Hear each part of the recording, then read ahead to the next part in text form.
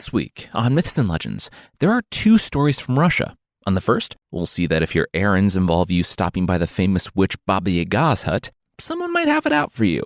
And on the second, we'll see that if a person keeps making you forget they exist, that might be a hint that they're not into you. The creatures this time are creepy little old man babies who live in the water and just want to have a talk.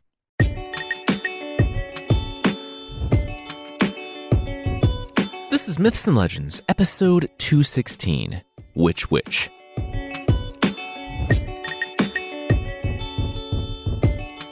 This is a podcast where I tell stories from mythology and folklore. Some are incredibly popular stories you might think you know, but with surprising origins. Others are stories that might be new to you, but are definitely worth a listen. Today, we have two stories from Russia. The first has to do with the famous witch, Baba Yaga, and what happens when her sister gets married. In the second, we follow a famous knight, fresh off of his killing of a dragon and getting married, and not at all on the way to accidentally falling in love with a witch.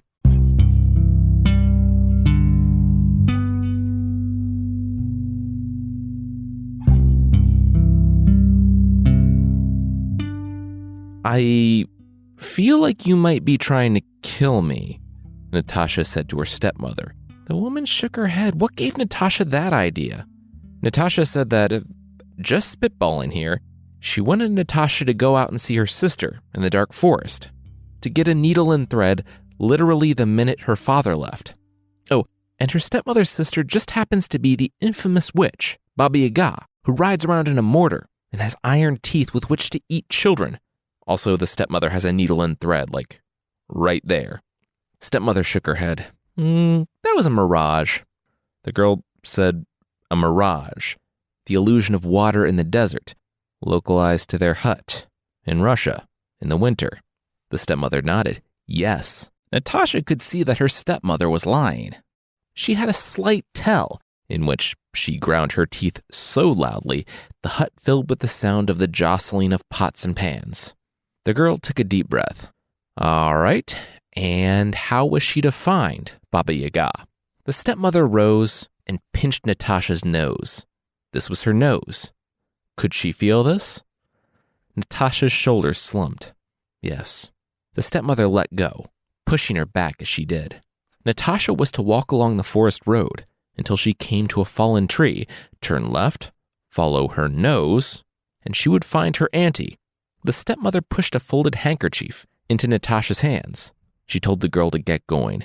Now, Natasha knew this was a trap, but she didn't have much of a choice. Things started badly with the stepmother, and they had only gotten worse.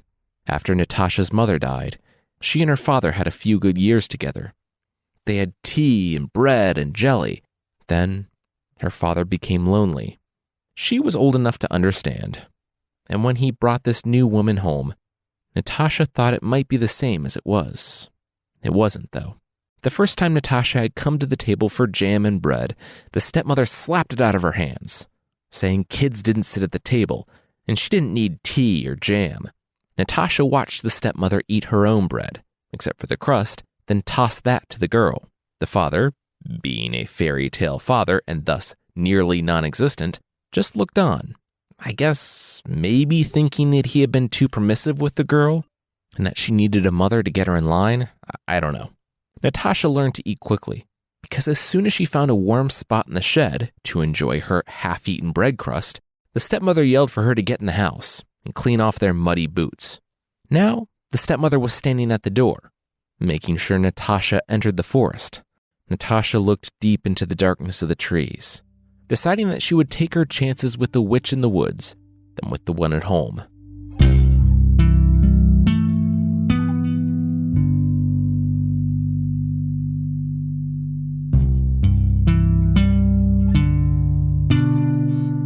Natasha thought she found Baba Yaga's house.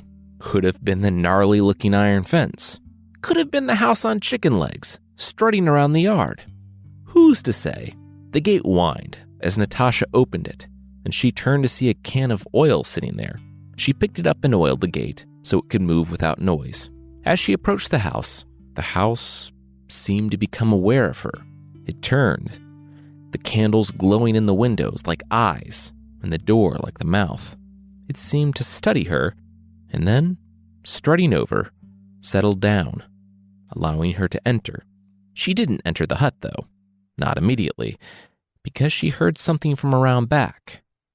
A weeping. It was another young woman, huddled by the back door of Baba Yaga's house, wiping her eyes with her petticoat. The story doesn't say what her deal was, but it was 100% a stepmother trying to have her stepdaughter murdered. I wonder if there's like a subscription plan or something for that, because if it isn't Prince Ivan chancing into Baba Yaga's hut, it's a stepdaughter who's there to be eaten. Natasha tried to ask her what was wrong, how she could help, but the girl wouldn't stop weeping. Natasha reached into her pockets, feeling only the handkerchief with the provisions her stepmother had sent her with, a bit of meat, cheese, and bread. She emptied the food into her pocket and gave the young woman the handkerchief for her to wipe her eyes. Then Natasha heard a growl from behind her and turned from the smiling servant to a big black dog. Natasha smiled and tossed the dog the bread and meat in her pocket. The dog's snarl disappeared, and it ate the meat off the porch. She went from the back door to the front, and, trembling, she knocked. The door creaked open. Inside, Baba Yaga, with her long, scraggly hair, sat at the loom in the corner. On the other wall, a cat sat at a mouse hole, turning to say a quick, "Oh, hey, what's up?" to Natasha before focusing back on the hole. "Hi, Auntie," Natasha said to Baba Yaga. Baba Yaga set aside what she was doing and said a good day to her niece. Natasha, determined not to show Baba Yaga her fear, said she had been sent by her stepmother for a needle and thread. Baba Yaga flashed her iron teeth with a smile. "Oh, has she now?" That being code for, "Hey, I'm sending you this child to eat. Please eat this child." Which, basically a child walking through Baba Yaga's door is a code for, "Please eat this child." But Baba Yaga rose on her bony legs and gestured to the loom, telling Natasha to sit and continue her work. She would fetch that needle and thread. While Natasha and the cat sat in the room, they could hear Baba Yaga whispering from the next one for the servant, the girl who had been outside crying. Hey, there's a girl in there that I'm going to eat, but she looks dirty. It's gross. Make a bath so I can clean her up first," the witch whispered. "I'm going to be here, sharpening my teeth." The servant agreed. "Wait, is she going to eat me?" Natasha whispered to the cat, while still clicking away at the loom. "What? You think I want to get involved in your human problems?" the cat said. "Don't talk to me," bringing me into all that. When the servant passed by, on her way to get the wood and water, Natasha begged her in hushed whispers to please take her time. With a furtive glance toward the door, while Baba Yaga lurked in the other room and prepared for her meal, the girl nodded. She would do what she could. "What are you doing, by the way?" Natasha asked the cat when the girl disappeared outside. "Well, I'm a cat sitting here watching a mouse hole, so I'm playing chess," the cat replied. "Oh. Do you want some cheese?" Natasha asked. The cat rolled his cat eyes. Of course he wanted cheese. And he didn't finish. She just dropped a hunk of cheese down in front of the feline. He looked at her, back to the cheese, back to her, and back to the cheese. Was she serious? Natasha nodded. "Yeah, enjoy." The cat attacked the cheese. As he chewed, he said that this was awesome. He hadn't had cheese before because cats are naturally lactose-intolerant carnivores and don't have the enzymes to break down cow's milk. Might lead to a mess at the litter box later, but that wasn't any concern of his. Natasha said that it could be the loud whispering. It could be that Baba Yaga was filing her teeth to a point in the next room, but she was thinking that Baba Yaga wanted to eat her. "Oh, good guess," the cat replied. "Because that's what happens to, hold on, let me do the math. Everyone." He swallowed the last bit of cheese. "Hey, did Natasha want to, escape and not be eaten?" Natasha smiled. The cat detailed the plan. The comb and towel behind Natasha, they were Baba Yaga's, and they were magical. When Baba Yaga realized the girl was gone, when, not if, and she was running through the forest, the girl needed to take those items and throw them behind her. The towel will make a river, and the comb will make a forest. That might give her a chance. The girl narrowed her eyes. Why would a towel make a river and a comb a forest? The cat said, "Oh, so you're just going to sit here and question the free river and forest? No. Just don't take them. See how long you last." The girl held up her hands. Okay. She would take it, but then she looked at the loom. As soon as she stopped, Baba Yaga would hear and come for her. The cat smiled. As he shimmied up next to the loom and yarn Baba Yaga never let him play with. "Oh, you leave that to me." The girl thanked the cat, took the towel and comb, and ran through the front door. About 10 minutes later, Baba Yaga called from the next room. "Are you weaving, my little niece?" she called. The cat called back, "Oh yeah, I'm weaving. Still doing it. Still doing that weaving thing." Baba Yaga's head shot through the window. That wasn't Natasha. It wasn't. It was the cat. And he also wasn't weaving. He got carried away and was now dangling in a tangle of yarn in the center of the loom. "Hey, I see why you don't let me play on the loom now," he said. Also, she escaped. The old witch stormed into the room, demanding to know why the cat didn't claw out Natasha's eyes at the first sign of escape. The cat asked if that's what she wanted him to do here. He was like 15 pounds and a cat, and Natasha was a human woman. But no, he let her go because he had been here for years, and Baba Yaga made him hunt for his dinner, never giving him cheese. Ooh. Also, the cat was now kind of immediately experiencing the reason why Baba Yaga never gave him cheese. Would she please cut him down because he needed to be at the litter box like 10 minutes ago? "Baba Yaga? Hello?" Baba Yaga was already at the door, confronting the dog, asking why he didn't tear Natasha to pieces. He said the girl gave him bread and meat. It was super nice. Baba Yaga rolled her eyes and leapt off the moving house. In the yard, she found the servant, who had just come back with the firewood for the bath. It turned out she was honoring Natasha's request because the girl gave her a handkerchief. Kind of a risky gambit, because the girl was kind of like Baba Yaga's backup meal, but Baba Yaga smiled as she looked out on the forest. It was fine. The witch said she enjoyed fast food. "Because Natasha's running and I'm a cannibal," Baba Yaga clarified. "Oh, got it. Yeah, that one was a thinker," the girl said. "You should probably go, though." Baba Yaga said that the girl just didn't get her humor. She looked her over. The girl should probably get in the bath herself, just in case. The girl nodded, went back into the house, and bolted out the back while Baba Yaga was gone. Baba Yaga then confronted the gate, demanding to know why it didn't squeak. The gate said, "Hi, it's a gate, but it can talk." And it's not like it wanted to squeak. That was uncomfortable, didn't feel good. And Natasha oiled it.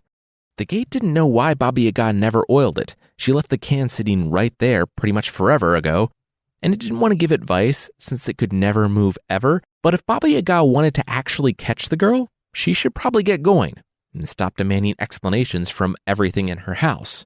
Baba Yaga tapped the ground with her cane, and her giant mortar and pestle flew to the area in front of the gate. She hopped in, said she wasn't too worried, and shot off into the forest.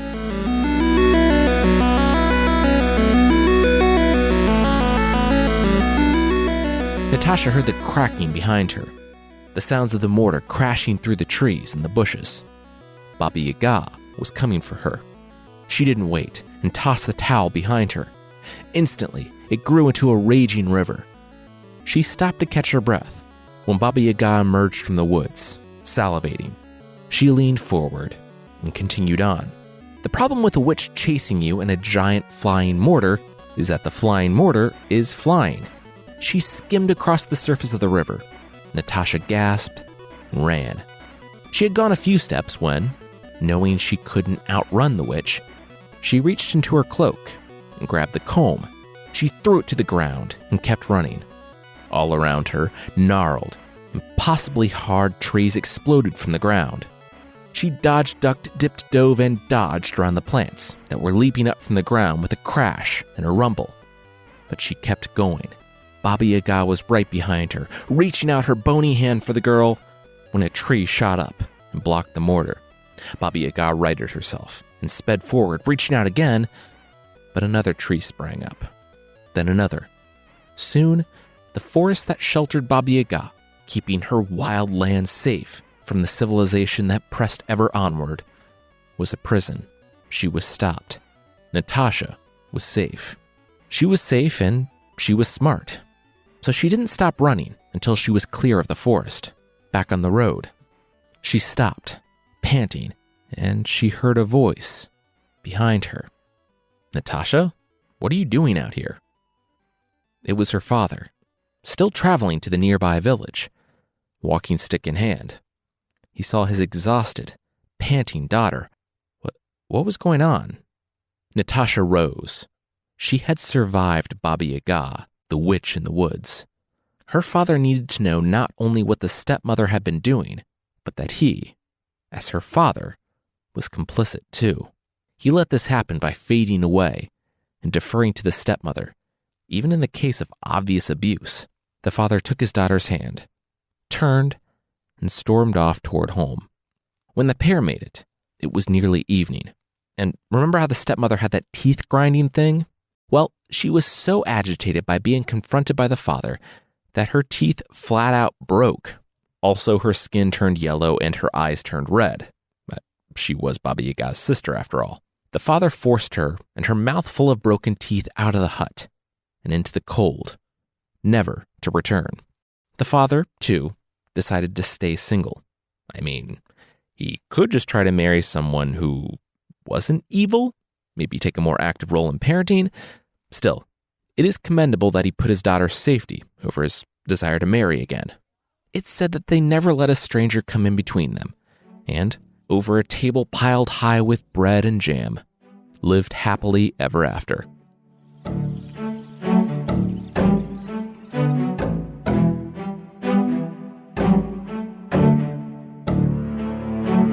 Baba Yaga is an interesting character. For as much as she reportedly eats children, I don't think we've ever seen her actually eat a child. I talked about this briefly on one of the member episodes. She appears to be something of a test for young men and women, and that really hasn't been more apparent than in today's story. I've read that she espouses peasant virtues, and, in her own sinister, deranged way, challenges young women with household tasks to prepare them for a medieval marriage. It's a rite of passage in which the child leaves captivity changed. For instance, long ago, Prince Ivan got his horse and defeated Koschei the Deathless. Vasilisa became queen, and Natasha confronted the danger in her own house, stood up to her parents, and changed her own life for the better. Next up, we're revisiting Dobrynya, the dragon slayer, in a standalone story. But that will be right after this.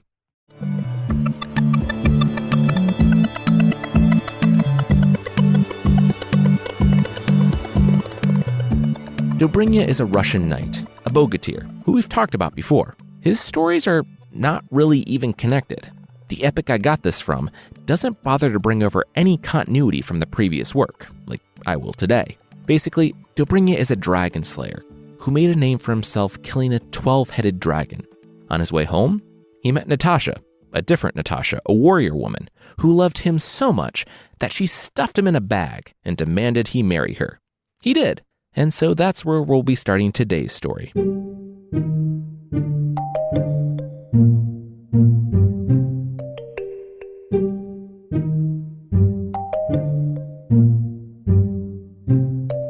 Dobrynya was walking through the city. Things had been going well since he had been named one of the Tsar's bogatyrs. He had killed the dragon, and he was something of a celebrity. He couldn't walk down the street without being mobbed, except this street. Dobrynya had turned the corner, and before realizing it, he was walking down a completely empty city street. He looked over his shoulder, and the street he had turned off of was now empty too.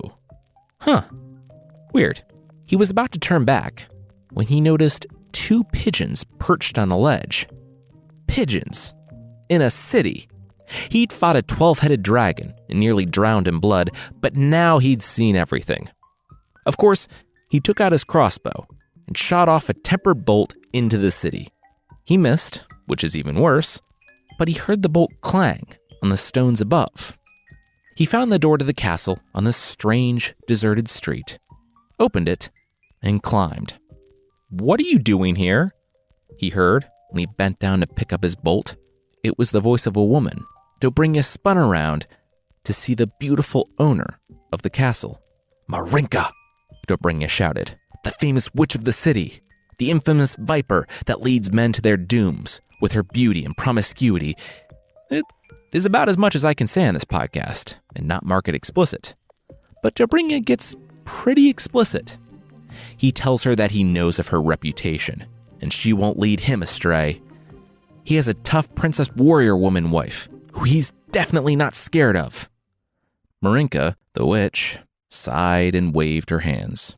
"And one more thing," Dobrynya said as he bent to pick up his crossbow bolt. Immediately, he was galloping in a field. Dobrynya slowed his horse. You know that feeling you get when you walk into a room and can't remember what you walked in there for? Well, Dobrynya figured he must have saddled his horse, left home, and rode out into the wilderness, and completely forgotten why he was there. Weird. Well, time to go home.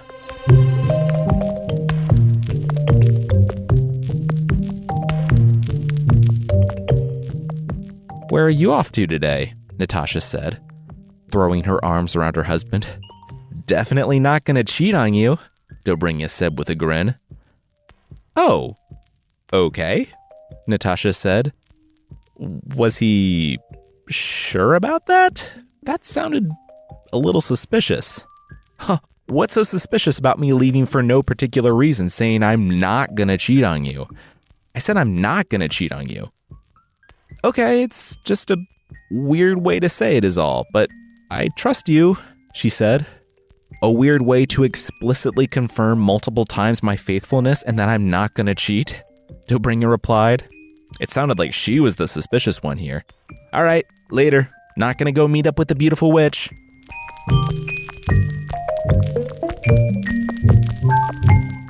Hello, beautiful witch, Dobrynya said with a cocked eyebrow when he found his way to Marinka's palace.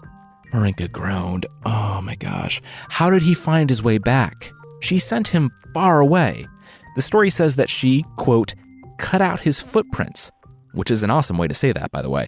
How did he find his way back here? He smiled, tapping on his chest, by following his heart. She groaned. Oh, seriously? Come on. She lived on a street that didn't exist, shielded by magic. Why did this keep happening?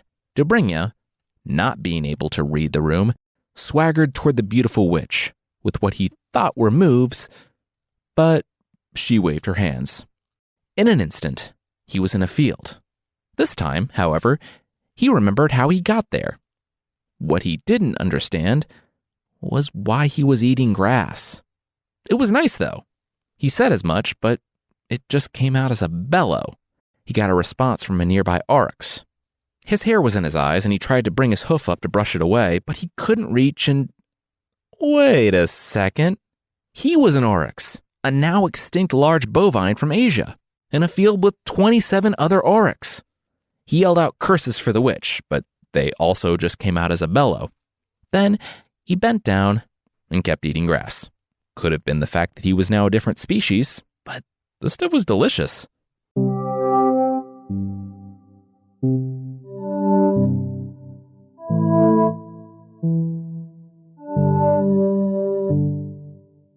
Yeah, I haven't seen him in like a week, Natasha said. He said something about not cheating on me with a witch and then left for a week, so you don't think he's cheating on me with a witch, do you? Dobrynya's heretofore unmentioned sister sighed. Marinka, that saucy witch was up to her old tricks again. Dobrynya's sister changed into a magpie.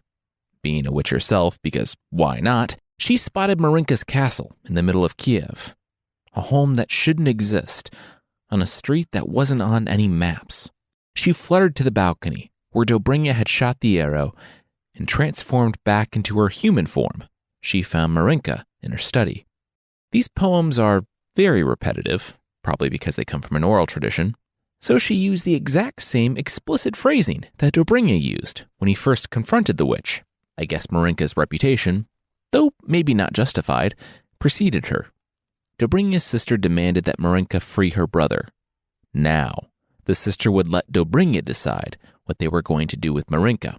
Marinka, the supposedly evil witch, could see that she had been taken unaware and was overmatched by Dobrynya's sister. She nodded. Certainly, Dobrynya would decide her fate.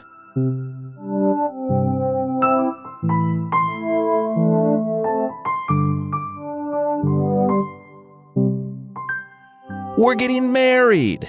Dobrynya cheered when they returned from the fields, where Dobrynya and 27 of Marinka's other unwelcome suitors had been turned into animals.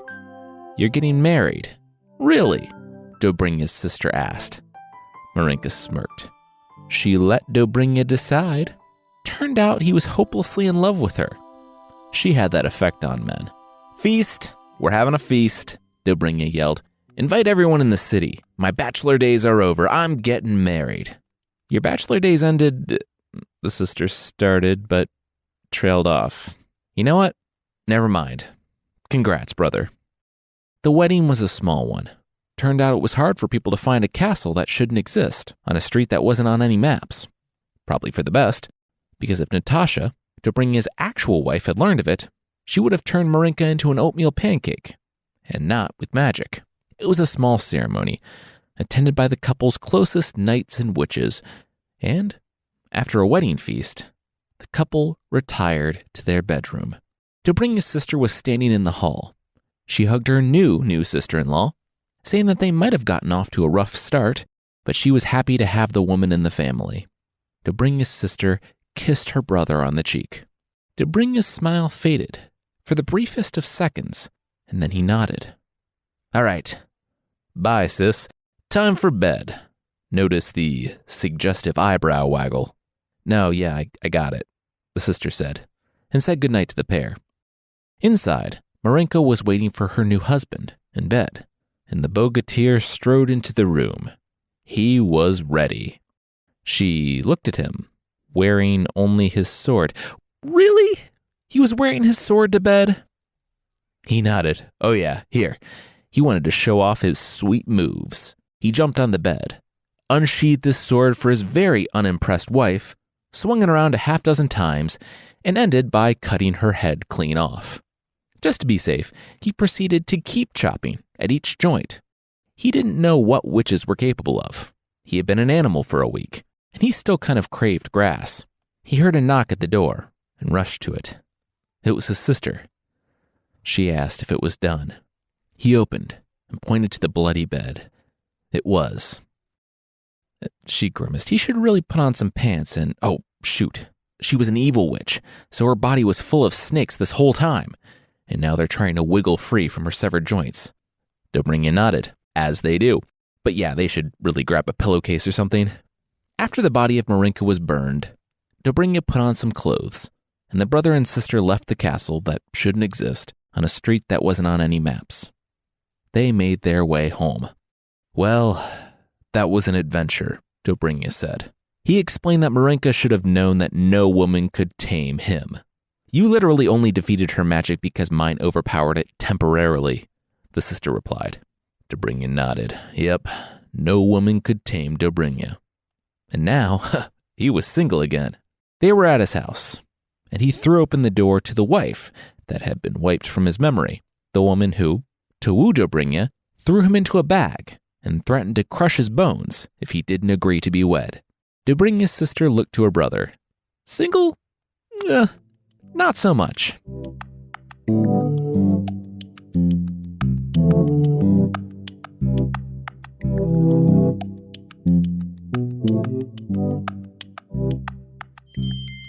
That's where we're going to leave it this week. This story is kind of a complex one, mainly due to its simplicity. It doesn't dig into motives, so I had to fill it in a bit in terms of why Marinka would want to marry Dobrynya, despite casting him out after he showed up uninvited the first time, and then turning him into an animal for a week when he did so the second time. The story is pretty hard on Marinka, clearly labeling her as a witch, and a few other words I can't repeat. I made her more sympathetic, resorting to magic to get rid of the guys who happened to stumble upon her hidden castle and fall in love with her.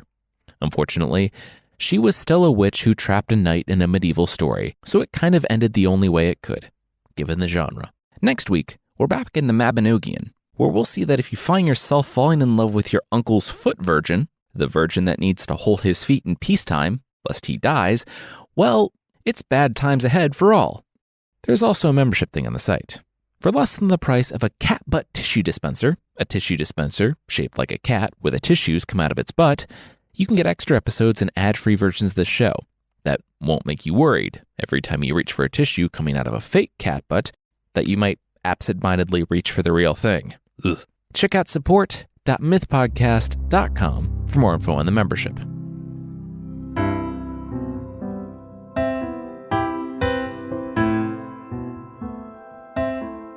The creatures this week are the water babies from Washoe folklore in North America. The water babies are pretty much babies in sound only.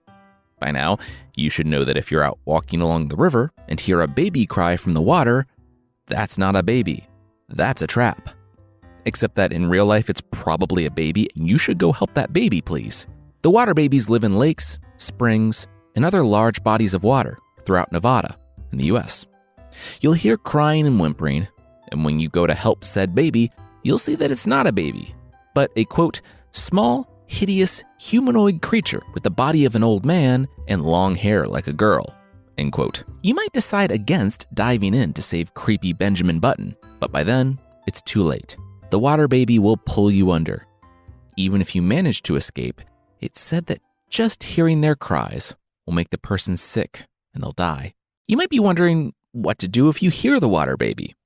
Well, do what we tell our kindergartner to do and use your words. Yeah, just talk to them. They are apparently surprisingly reasonable, and if you have a legitimate reason for being in their water, they'll let you go or kill you anyway. I've read that offering corn and pine nuts help, so maybe carry that with you wherever you go. I also read that they caught one over 100 years ago in 1906. They snagged it in Lake Tahoe, gagged it, and transported it alive to put it on display in San Francisco. According to certain stories, this was the trigger for the 1906 San Francisco earthquake, which ended up being one of the deadliest earthquakes in U.S. history. When the shaking, fires, and destruction subsided, they found that the water tanks in the aquarium where the water baby had been kept had tipped over in the chaos, and the water baby escaped. They did not go after it.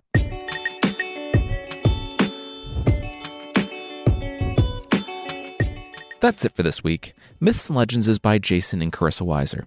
Our theme song is by the band Broke for Free, and the Creature of the Week music is by Steve Combs. There are links to even more music in the show notes. Thank you so much for listening, and we'll see you next time.